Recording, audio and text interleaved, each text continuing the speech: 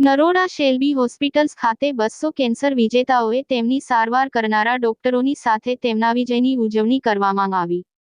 નરોડા શેલ્બી હોસ્પિટલ્સે વિશ્વ કેન્સર દિવસની ઉજવણી કરી, જેમાં 200 કેન્સર સર્વાઈવર અને તેમની સારવાર કરનારા ડોક્ટરો એક સાથે આવ્યા હતા.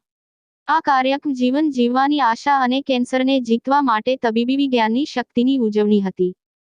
કેન્સરને હરાવી આગળ વધેલા દર્દીઓએ તેમની પ્રેરણાદાયી વાર્તાઓ ડોક્ટરો અને અન્ય લોકો સાથે સાझा કરી હતી. આ બધા જ દર્દીઓને Shalby cancer research institute (SCRI) ના નેજા હેઠળ સારવાર આપવામાં આવી છે. આ કાર્યક્રમ દર્દીઓની પરિસ્થિતિ સાથે લડાઈની ભાવના અને કેન્સરને દૂર કરવામાં મદદ કરનાર ડોક્ટરોની નિષ્ઠાને બિરદાવવાનો હતો. રિપોર્ટર સિંધવ Ranjitsinh, Ahmedabad.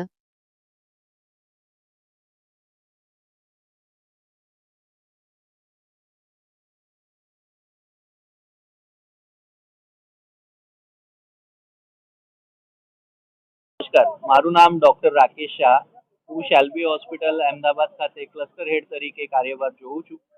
Shalby hospital cancer research institute SCRI કેન્સરના વધતા પ્રમાણને કંટ્રોલ કરવા માટે એક અવેરનેસ ડ્રાઈવ અરેન્જ કર્યો હતો, જેના અંદર આપણે આજે લગભગ 200 થી વધુ પરિવારો સાથે જે કેન્સરના યુદ્ધમાં જીત્યા છે, કેન્સર સર્વાઈવર છે, રાધર કેન્સર ટ્રુ વોરિયર્સ છે, જેવા ગંભીર એવી બીમારીને પાછળ પાડીને આગળ વધ્યા છે, એવા પેશન્ટ્સ અને એમના સગાઓ સાથે એક સ્નેહ મિલનનું આયોજન કરવામાં આવ્યું હતું.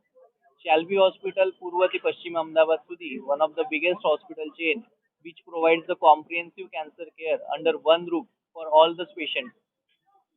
આપણે 25 તારીખે એક મોટો કાર્યક્રમ કરવા જઈ રહ્યા છીએ. એ કાર્યક્રમ પછી આપણે સમાજમાં શું મેસેજ આપવા છે? કેન્સરના બીમારીને આપણે જોઈએ તો એને 3 સેગમેન્ટ્સમાં હું ડિસ્ટ્રીબ્યુટ કરીશ. એક એટલે પ્રિવેન્શન, બીજું અર્લી ડિટેક્શન અને ત્રીજું ટ્રીટમેન્ટ.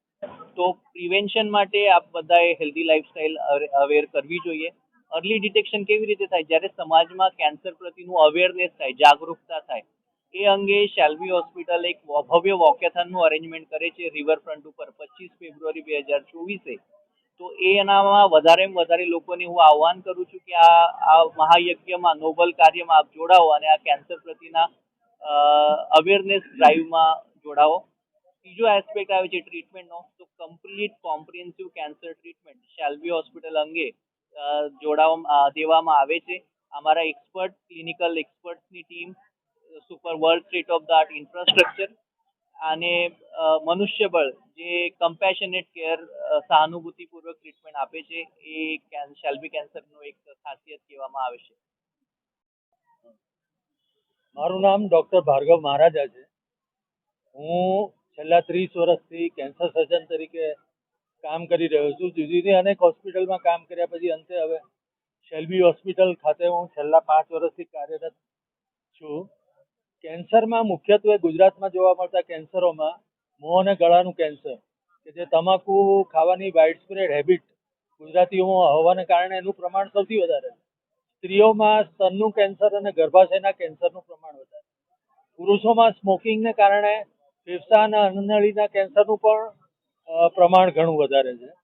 શેલ્બી હોસ્પિટલ ખાતે આ તમામ કેન્સરોને જુદી જુદી અનેક પદ્ધતિથી સારવાર કરવાની અને પેશન્ટને ક્યોર કરવાની બધી ફેસિલિટી અમારી પાસે અવેલેબલ છે.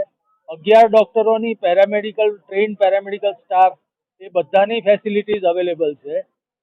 અને એને અમે સક્સેસફુલી છેલ્લા 20 વર્ષથી વધારે આ ફિલ્ડમાં, એટલે કેન્સર ટ્રીટમેન્ટના ફિલ્ડમાં કામ કરી રહ્યા છીએ.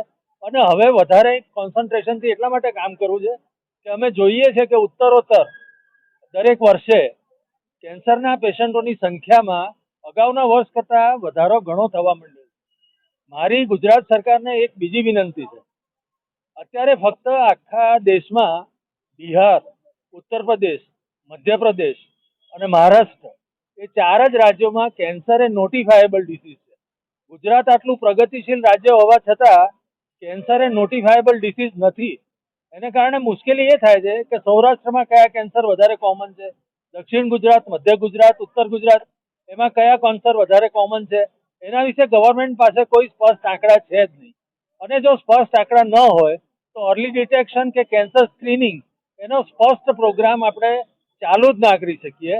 એટલે ગવર્મેન્ટ ઓફ ગુજરાતે કેન્સરને પ્રાયોરિટી ધોરણે લઈ પહેલો તો એને નોટિફાયેબલ ડિસીઝ ડિક્લેર કરવો જોઈએ અને બીજું કે કેન્સર સ્ક્રીનિંગ એને માટેની સ્પેશિયલ વ્યવસ્થાઓ જે બી હોસ્પિટલ કરતી હોય એને ઇન્સેન્ટિવાઇઝ કરવું જોઈએ. ગવર્મેન્ટ હોસ્પિટલમાં એને રેગ્યુલરલી ચાલુ કરવી જોઈએ. આ મારું બહુ જ સ્પષ્ટ મંતવ્ય છે અને આ 35 વર્ષના અનુભવને આધારે હું ખાતરીપૂર્વક કહીશું કે આ દિશામાં કામ કરીએ તો જ આપણે કેન્સરને કંટ્રોલ કરવામાં સક્સેસ જઈશું. નહીં તો આ તો સાયલેન્ટ એપિડેમિક છે. એટલા બધા લોકો સફર થશે, એટલા બધા ફેમિલી સફર થશે કે જેને આપણે સામાજિક કોસ્ટ જે કહેવાય એ આપણે એને કોઈ વાર ભરપાઈ જ નહીં કરી શકીએ.